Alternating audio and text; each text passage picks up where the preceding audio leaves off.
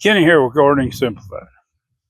It's April 1st, and we're out here in the secondary garden, and we're going to talk about laying by corn and hilling up potatoes. We're out here taking and putting out fertilizer, getting ready to hill these rows up, lay by this corn, and we're going to show you what we're talking about. Now, we're going to be using the tractor here, and we've got a hilling attachment for those that are a little bit bigger scale. We could do this by hand. It's just going to take a lot longer, so it's just easier. Now, we got to try to get by, so we've got this hilling attachment, just two discs that pulls dirt in. And right now we've got it offset because we've got those double rows, and we plant them to where we can kind of hill them up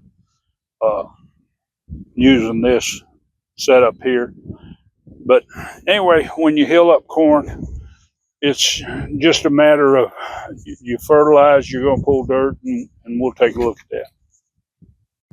All right, when it comes to hilling corn, and I've got an old video where I had to do it all by hand, but what we're going to do is we're going to pile dirt up on this corn, and we fertilize it first, and we're going to take and pull that fertilizer and that dirt up. Now, I'm going to use a hilling attachment for the most of this, but for y'all that don't have that set up, now this does two things. As you can see, it takes and digs that grass up, so it cuts down your weed pressure, and it pulls this dirt up to the side of the corn, and corn will put roots all out the side of it and stabilize this. So once this gets taller, those roots will help stabilize that, so it's less likely to blow over, or it's strong enough it can usually pull itself back up.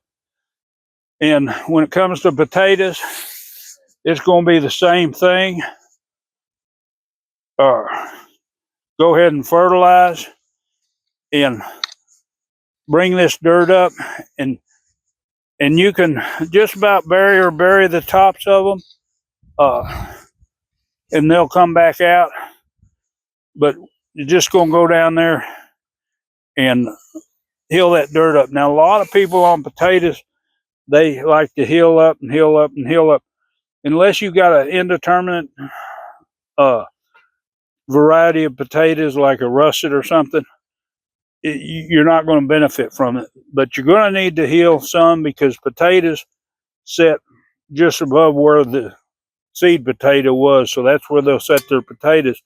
And if they're exposed to light, which they'll turn green and they get a toxic skin, now you can peel past that green part and still use the potato, but let's not get it green in the first place. Let's make sure we cover it up. But anyway, for hilling potatoes, it's as simple as that. Now, I'm going to get the tractor going here in a minute, and I'm going to get all these hilled up real quick. Okay, we got all our corn laid by, got our potatoes hilled up. One thing about potatoes, don't worry about if you cover up some of the leaves, like right in here, they're not showing. They should have plenty of energy unless the potato isn't healthy. Now, we did have some small ones. We didn't hill them quite as deep over here, but make sure that you the smaller ones don't bury them too deep so they can come back out.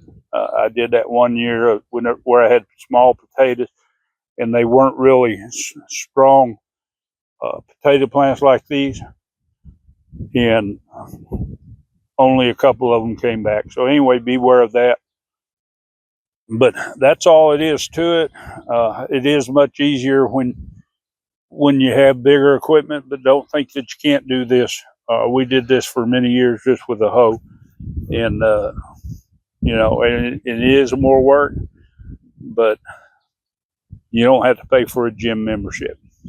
But anyway, there's your video on hilling potatoes and laying by corn, and I hope you enjoyed it.